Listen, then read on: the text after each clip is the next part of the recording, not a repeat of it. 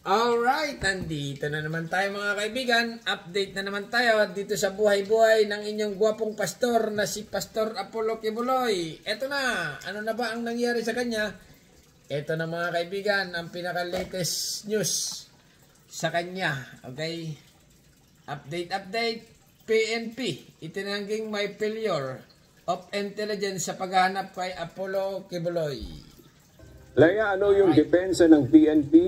Bakit nga daw ba natatagalan yung paghahanap at pag-aresto kay Kibuloy? Yan mga kaibigan, bakit ba natatagalan? Magandang tanghali sa iyo, Aga. Hindi daw naman tumitigil sa paghahanap ang pambansang pulisya. Sa katunayan, pinuntahan na daw ng Davao Police ang mga property ni Kibuloy. Subalit hindi ito natagpuan.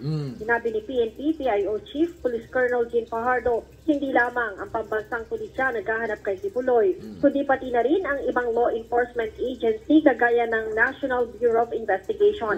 Talaga naman, okay, si Pastor, ha? Wanted na yata talaga. Sa buong ano na ito, okay? Hindi lang Davao ito, hinahanap siya. Ha? Ito, ulitin natin mga kaibigan, ha? Ulitin natin para... Sa iyo, Aga, hindi daw naman tumitigil sa paghahanap ang pambansang pulisya. Sa katunayan, pinuntahan na daw ng Davao Police ang mga property ni Kibuloy. Subalit hindi ito natagpuan. Sinabi ni PNP PIO Chief Police Colonel Jean Fajardo, hindi lamang ang pambansang pulisya naghahanap kay Kibuloy. Yan mga kaibigan, ha? Hindi lang pambansang pulisya ang naghahanap. Ibig sabihin buong pwersa ng ng pulis. Mga kaibigan, ha? Ang naghahanap kay Pastor. Kundi pati na rin ang ibang law enforcement agency kagaya ng National Bureau of Investigation. Hindi rin daw nakatutok lamang sa Davao ang ginagawa nilang paghahanap. Ayun mga kaibigan, maliwanag dito na hindi lang sa Davao. Okay? Kasi nga marami ang nagsasabi, parang nawala na ang issue dito kay Pastor. Ano na ang nangyari? Mukhang natatabunan na ng mga West Philippine Sea. Ha? Ng mga BBM or mga Duterte issue. Ganon. Natatabunan na itong kay Pastor. Pero, yun na nga, ang update dito. Ang mga kapulisan ay nagsasabi na patuloy. Okay? Patuloy na hinahanap si Pastor. Kaya lang ay si Pastor ay natiling alapalos. Dahil nakatago. Okay? Hindi makita. Continue lang. Talaga daw lamang mahirap matagpuan ang ayaw magpakita. Ayun, di ba? Sinabi ko parang igat. Kung makatago ay talaga namang inam na si Pastor. Kung ako naman kay Pastor, ako lang si Pastor, lalabas na ako at kukunin ko yung kaso. Okay?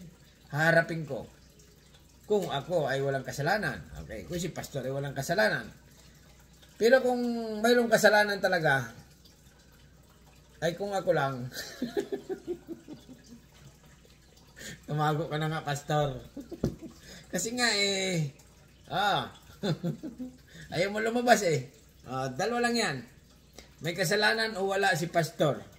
Kung may kasalanan, kasi nga isip-isipin ni Pastor, mukhang ako, tagilid ako nito. Kahit anong gawin ko, talagang may kasalanan ako. Ganon. Lalabas ang katotohanan. Ay talaga namang isa lang ang desisyon ni Pastor dito. Bahala kayo, hanapin nyo ako. Ganon. Talaga naman itong Pastor ito, itong continue pa. Sinabi pa ni Colonel Fajardo na lahat ng resources ng PNP sa paghahanap ay ginagamit na nila. Ayun, mga kaibigan, lahat talaga. Yun ang maganda sa mga kapulisan. Okay? Patuloy na naghahanap dito sa kay Pastor. Kaya lang talaga, ay bakit nga hindi nila alam kung nasaan si Pastor? Tunuro na nga dun sa Tamayong. Tamayong ba yun? Tamayong. Si X, sabi ni X, doon, puntahan nyo sa Tamayong, nandun lang yun. Sa mga bahay doon, nandun. Ay yun na nga, mga pulis, sumunod. Pinuntahan na, kaya lang ay natiling wala. Okay? Ang palaisipan, nasaan na nga ba talaga si Pastor? Ito pa, yung kung sino ang gustong mag-aresto. Lahat na ng tao, lahat na ng kwan sa Pilipinas. Pwede nang arestuhin si Pastor. Kaya si Pastor ay nanatiling nakatago talaga. Continue lang. Di lamang aniya pinobroadcast ng pambansang pulisya ang ginagawa nilang effort sa paghahanap sa religious leader. Sinabi pa ni Colonel Fajardo na lahat ng resources ng PNP sa paghahanap ay ginagamit na nila. Hindi lamang aniya pinobroadcast ng pambansang pulisya. Ayun, ibig sabihin secret lang, okay? Hindi masyadong binobroadcast, ibig sabihin na hindi masyadong, hindi lang nila binabalita, okay? Itong paghahanap kay Pastor Apollo Kibuloy, pero continue lang ang kanilang operation. Yun ang ibig sabihin nito dito sa manhunt kay Pastor kung nasaan na. Ang problema nito mga kaibigan, naisip-isip ko lang, baka nga si Pastor ay nasa ibang bansa na at wala na sa Pilipinas. Pero kung sa Pilipinas yan, lalabas yan at magpapahangin sa labas. Kasi nga, maiinitan yan sa loob pag tumagal.